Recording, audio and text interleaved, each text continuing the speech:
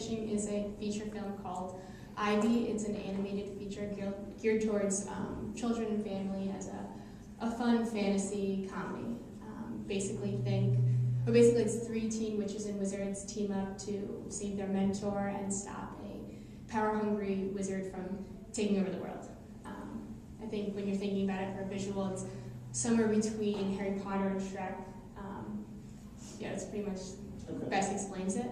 And I feel like it's very marketable as, I created a whole world, a whole fantasy world. It's very visual, it's fun, and it has a very eclectic group of characters that from all different genders, ages, and personalities that you can relate to at least one of them. So, and there's I would say 6, not main characters, but 6 characters that really move the story along. So anyone can relate to at least one character. So it's of all ages? It's... Yeah, so there's characters of all ages that are important. So stay focused on the 3 witches.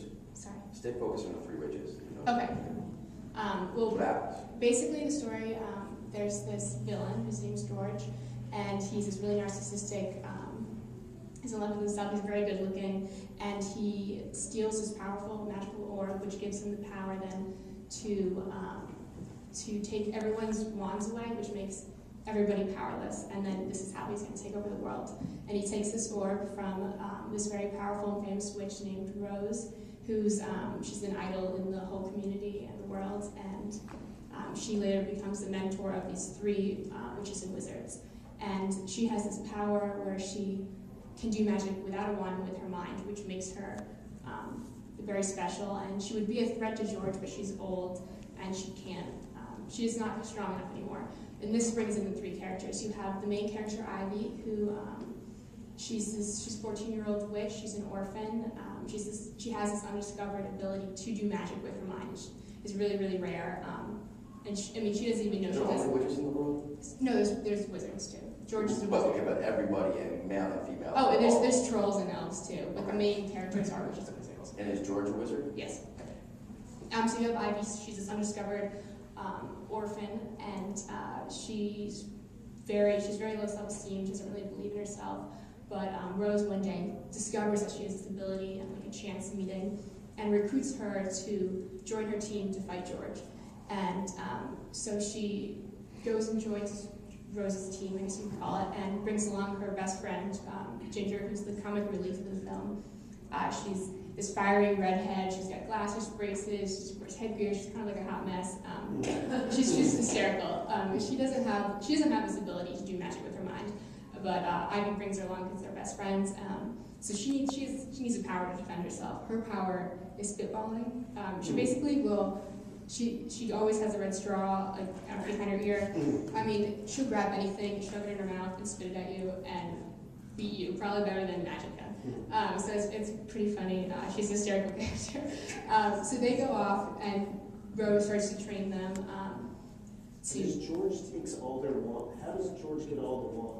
Through the orb? Yeah, the orb. It's just a really. Where's the orb been? The orb is Rose's. It's just this magical source that's been passed down for years and years. And Rose has it because she's really the most famous and powerful witch. So George is like Garfield. Yeah, exactly. And rather than it being actually of all ages, like you were saying, it's all ages, I just don't think you should say that, because it does sound like the 3 of them are same young age, right? Yeah, they're the same 3 thing. of them who are going to go on this mission to destroy George. What happens is they go and they start training, and there's one more wizard who's 16, and he's the other of the 3. His name's Edgar. I actually wrote him as a Robert Pattinson parody. He's extremely good looking, he's British, and he becomes Ginger's. She's in love with him, obsessed, and it's really funny, their relationship. But he also has this power to do magic with his mind, and halfway through the film, Rose is actually kidnapped by George after he discovers that he needs her to unlock the full potential of this orb. So he kidnaps her and then is out to the 3 to go save Rose and then destroy this orb and just stop George.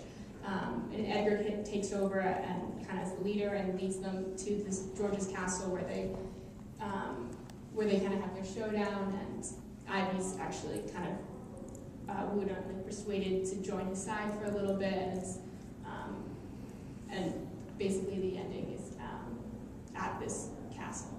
Right. And I mean, they end up stopping him. There's a bunch of twists and turns. So basically, they restore what? They restore the fact that everybody gets their wands back? Well, yeah, well, they end up destroying the orb and stopping George so that things go back to normal, and basically don't have this power-hungry wizard trying to enslave everyone.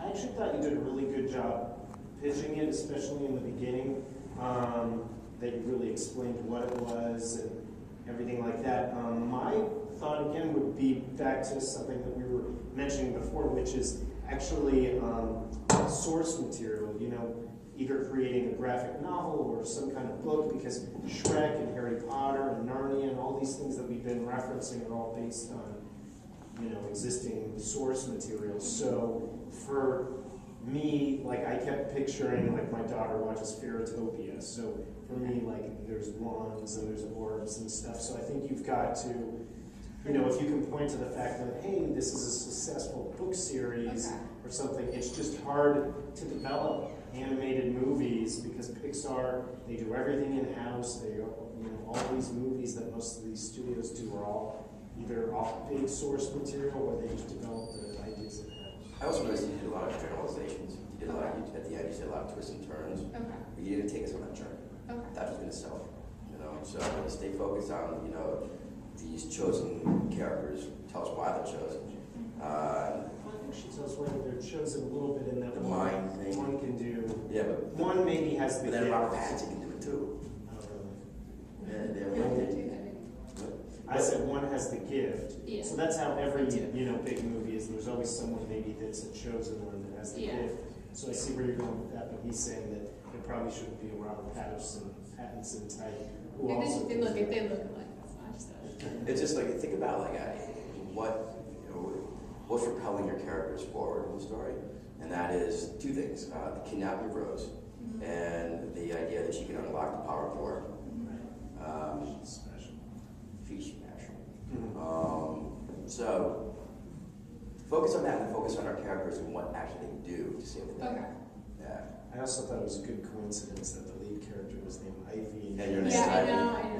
I'm really bad with character names, and man, I always read it like that, and then it's stuck. She's got like really big green eyes, and when she does spells, it's actually green. So Got it. then it doesn't work. Yeah. Okay, It's so kind of let's right. move on. Thank you. Good job.